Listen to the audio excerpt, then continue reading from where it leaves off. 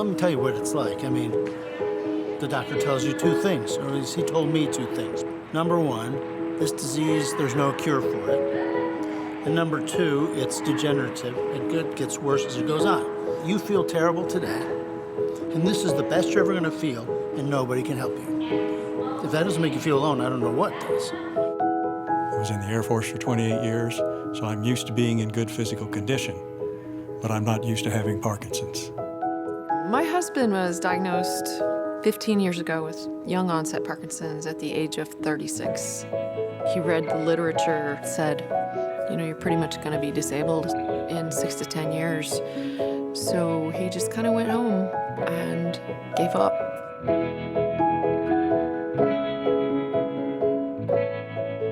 Six years later, he found Rocksteady through Scott Newman. And that's the day that his life changed.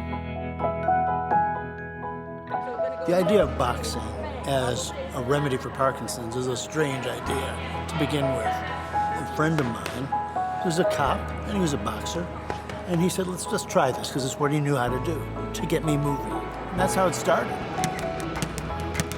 There's tremendous power that I cannot describe to you when you realize what this does for people.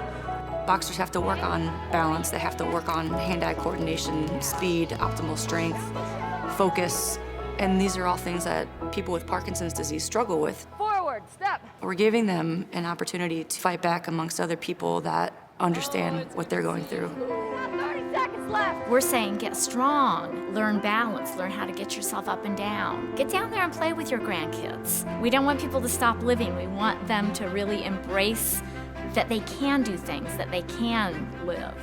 Come on, baby. You've heard probably a lot of our boxers say how much more fun is it to tell your grandkids that you're going to boxing than to say you're going to therapy.